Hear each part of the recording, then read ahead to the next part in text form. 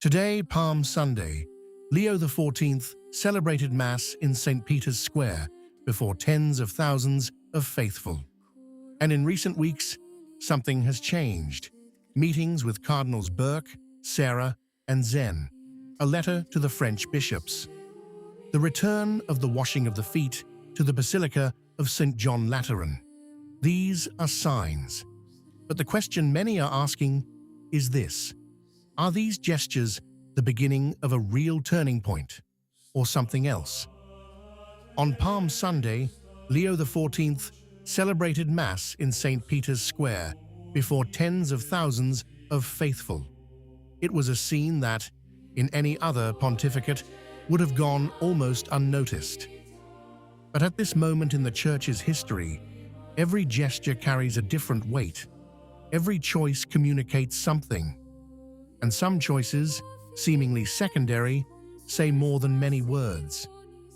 Because what happened today and what's been happening in recent weeks within the Vatican raises a question that more and more people are asking. Not so much what Leo XIV is doing, but what does what he's doing mean? Holy Week is the most liturgically intense time of the year, and it is precisely here, in this context, that the first concrete differences between the current and previous pontificates emerge. On Holy Thursday, Leo XIV will celebrate the washing of the feet at the Basilica of St. John Lateran. It seems like a minor detail. It isn't. For decades, that ceremony has taken place in alternative settings: prisons, reception centers, emergency facilities. A choice full of symbolic meaning, presented as an expression of an outgoing church. But it was also a choice that moved the celebration from its traditional liturgical context, that of the Cathedral of the Bishop of Rome, the same basilica that for centuries hosted the rite in its proper form. Returning to St. John Lateran is not a neutral gesture. It is a choice that recognizes the traditional form of the celebration. It brings it back to where it historically belongs, and it is inevitably interpreted by many faithful as a signal, a small one certainly, but a concrete one. Yet right here, a first question arises. Because a signal is something that can be interpreted in many ways, and the interpretation depends on the context in which it occurs. And this is where things get more complicated. In recent weeks, according to multiple sources, Leo XIV has received in private audiences Cardinals Burke, Sarah, Zen, and Miller. These figures had been systematically marginalized by the previous pontificate. Theologians and pastors with a clear doctrinal profile, committed to the continuity of tradition. The fact that they are welcomed, listened to, and engaged is not without significance. And that's not all. On March 5th, the Pope granted a private audience to Professors Stephen Bullivant and Stephen Cranny, co-authors of a sociological study of the faithful of the traditional Mass in the United States, a work to be published by Oxford University Press. A text that documents something specific. The faithful attached to the ancient rite are not a relic of the past. They are not a marginal group. They are often young people, families, converts, a living reality, growing and generating vocations. The fact that the Pope wanted to meet the authors of that research and do so privately says something about the type of information he's seeking, the direction he wants to look. And then there's the letter to the French bishops.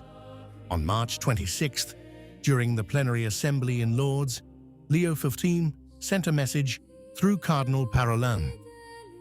In that text, the Pope speaks of a painful wound still open within the Church and asks the bishops to generously include those who are sincerely attached to the Vetus Ordo, in accordance with the guidelines of the Second Vatican Council.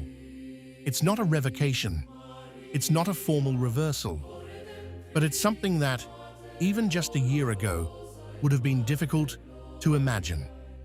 And then, there's Paralin, the Cardinal Secretary of State, who for years supported the most restrictive line, declared that the liturgy must not become a battlefield, that a formula must be found that meets legitimate needs. A shift in position that Italian newspapers have bluntly called a reversal. First, they limit themselves, then they mediate. First, they accuse, then they seek a compromise. And it is precisely here that the tension that more than any other deserves to be analyzed emerges.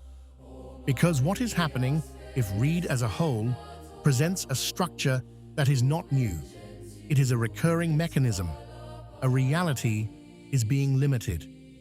Then, when the reality of the situation makes that limitation unsustainable, it opens up to dialogue, not because the principle has changed, but because the numbers don't lie.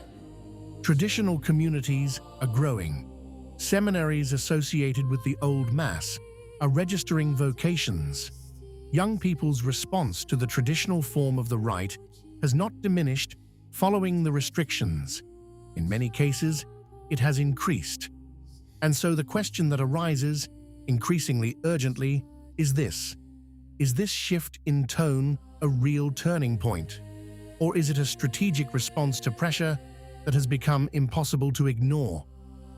This isn't a judgment on the pontiff.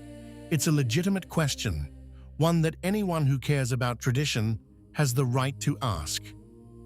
Because words matter, but documents matter more. And as long as Traditionis Custodes remains in force, as long as communities tied to the traditional Mass depend on the goodwill of individual bishops, as long as there is no clear and universal norm that guarantees stability, the signals will remain signals. Openings remain openings. Gestures remain gestures. And against the backdrop of all this, there's an issue that threatens to explode within a few months. The Society of St. Pius X has announced that on July 1st, 2026, it will proceed with new episcopal consecrations without a pontifical mandate.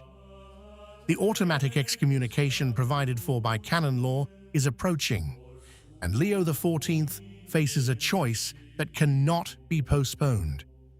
Apply it and further radicalize the rift with the traditionalist world, or find a path that to date, no other pontiff has managed to fully pursue. This is Holy Week in 2026, a week that begins with gestures that many interpret as signs of openness. And it ends with open questions, unresolved tensions, and an ongoing crisis that no liturgical gesture, however significant, can resolve on its own. What do you think? If you liked the video, comment, Amen. God bless you.